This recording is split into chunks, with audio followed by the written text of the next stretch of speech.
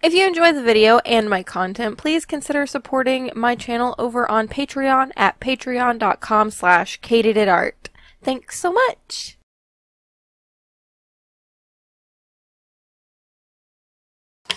So I've had this set of markers for like a year now, and I think it's finally about time that I actually do something with them and share them all with you.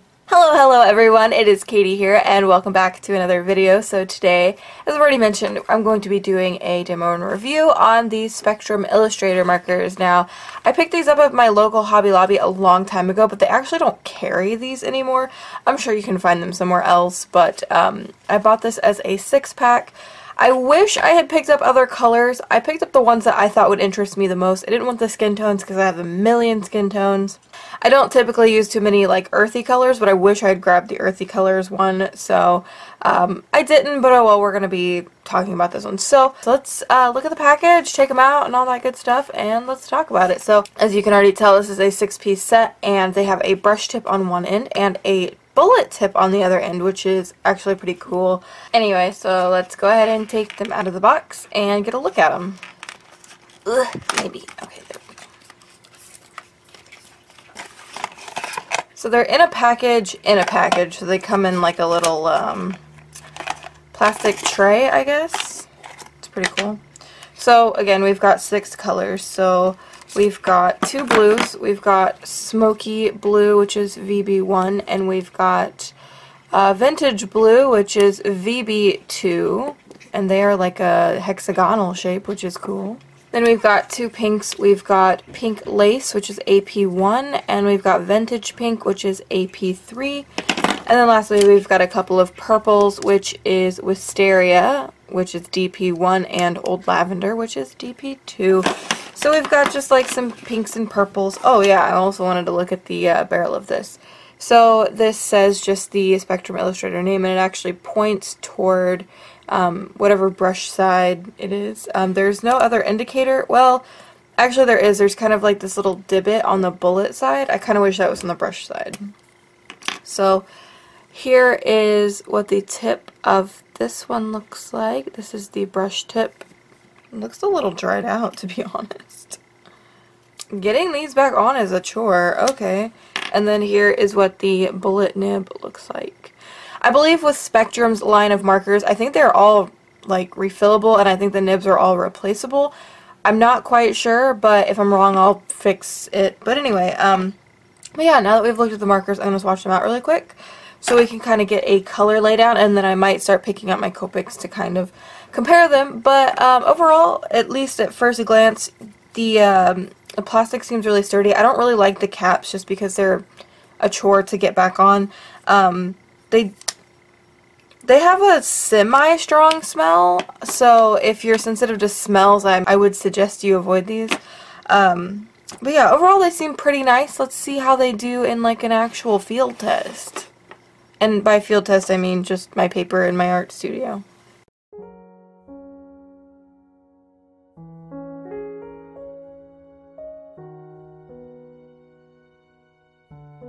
I'm not sure if you all can see this, but these tips are really frayed. I had this problem with my Spectrum Aquas too.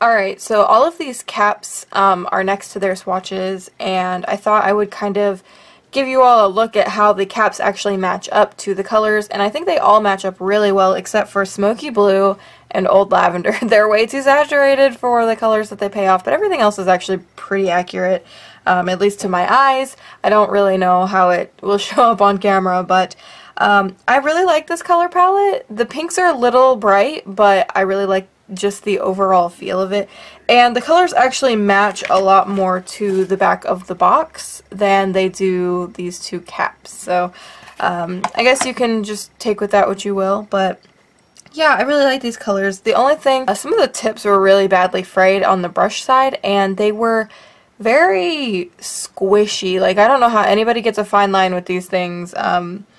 So yeah, that's just something to think about. They're definitely not as firm as my Copic nibs, but that's okay. I did want to pop in here real quick, and I was doing some swatches and like blendiness, and they actually blend really well together, at least in their color group. So like the two purples, the two pinks, and the two blues.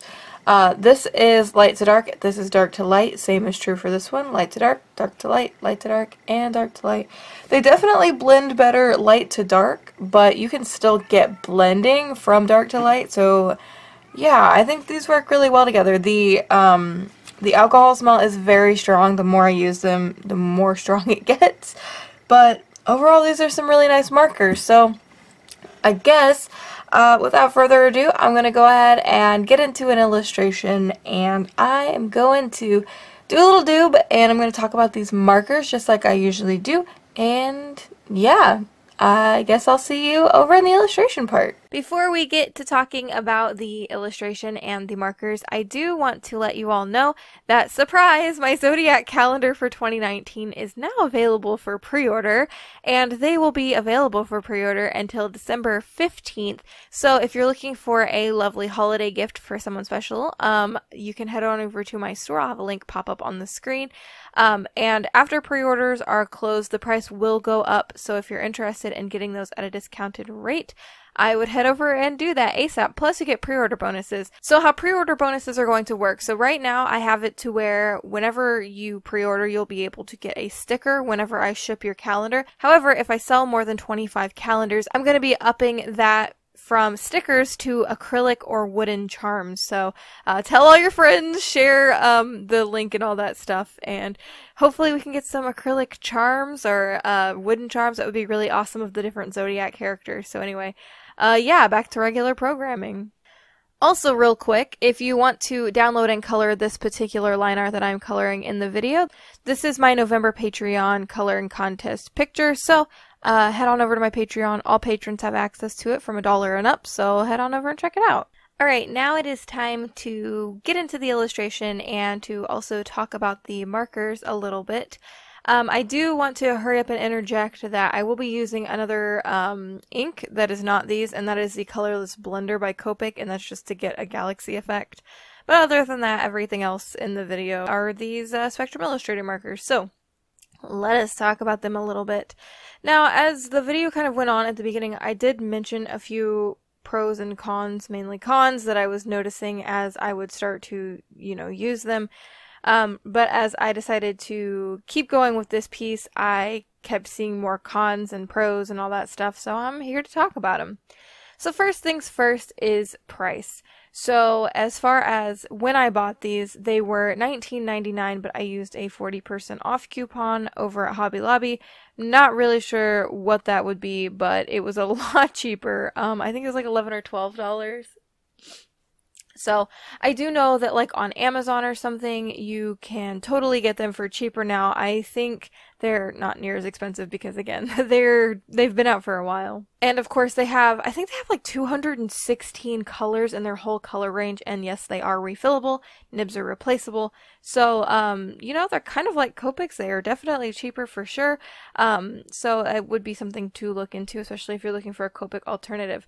However, the one biggest flaw I have about these are the brush nibs. They're very strange. It's very hard to get thin lines, and the more you use them, the softer and more worn down they seem to get.